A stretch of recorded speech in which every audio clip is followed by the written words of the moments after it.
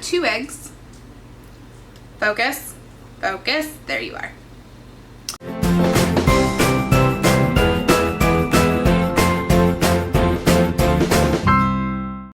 Hey guys, it's Becca with My Fat Healthy Life. I am going to make a recipe for you guys today that actually involves cooking.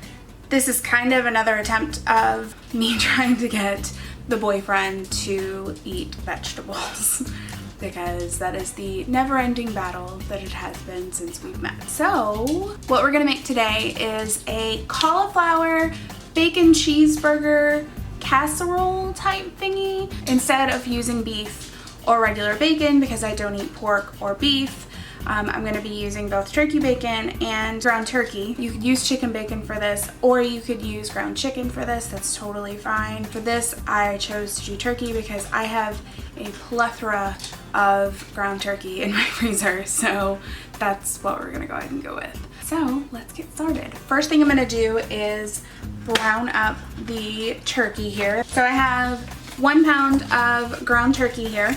So along with the ground turkey, I'm gonna go ahead and add about 10 slices of chopped up turkey bacon and just let that kind of cook together.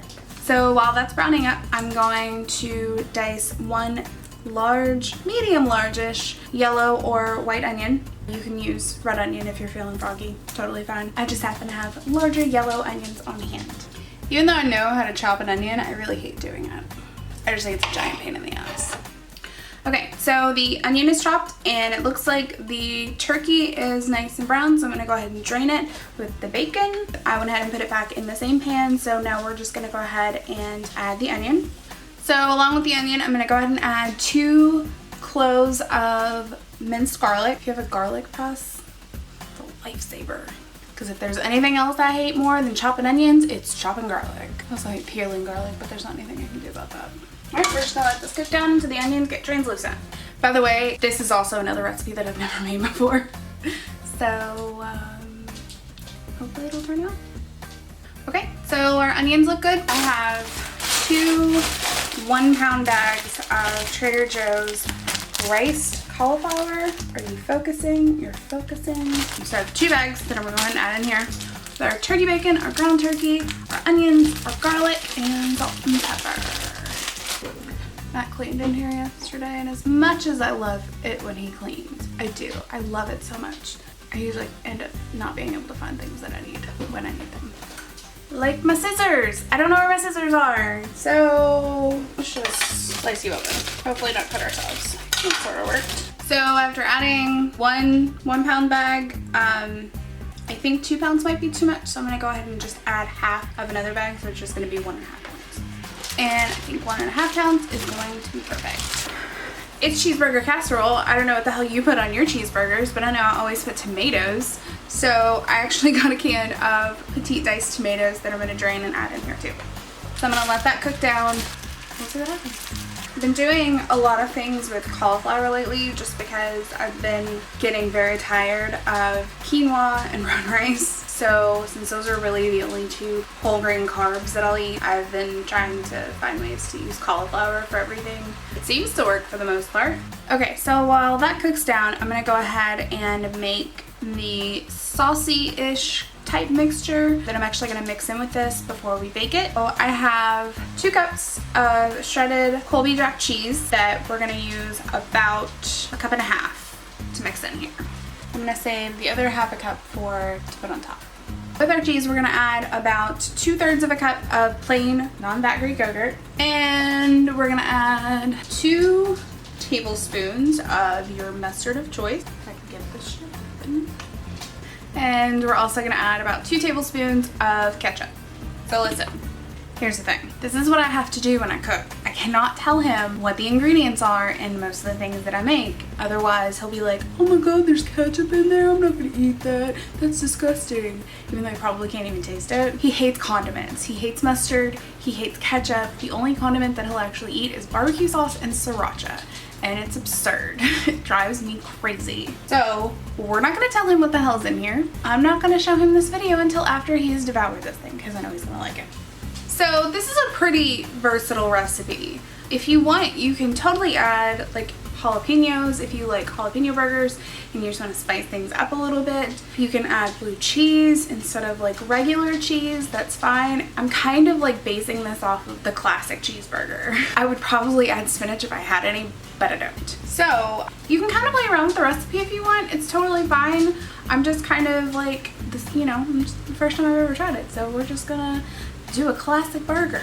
So once your meat and vegetables have finished cooking and most of the water is gone, if you're having problems getting the water to go, if it's taking too long, you can totally just put it in a strainer. Cauliflower actually should be big enough that it's not gonna like just fall through.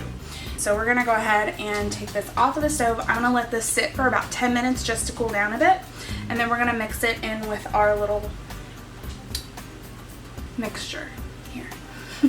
Okay, so the cauliflower mixture is now cooled down. I'm gonna go ahead and add this to our nice little condiment and cheese mixture. That's what we'll call that. Okay, and just to bind this up while we're baking, I'm gonna go ahead and add 2 eggs. I have a 2-quart Pyrex pan. I can already tell you that all of this is probably not going to fit in here.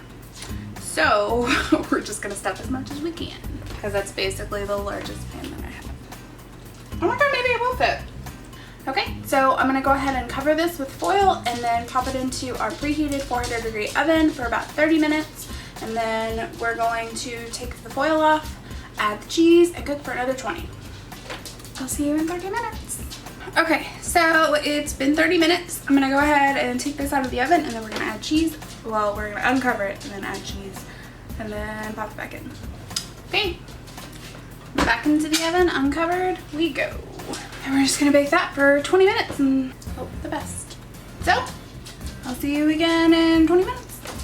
Okay, so it's been 20 minutes. I went ahead and took it out of the oven. It actually just stopped bubbling, so I'm going to let it cool. I did actually try a bite. I'm really excited that this actually turned out. It actually tastes good.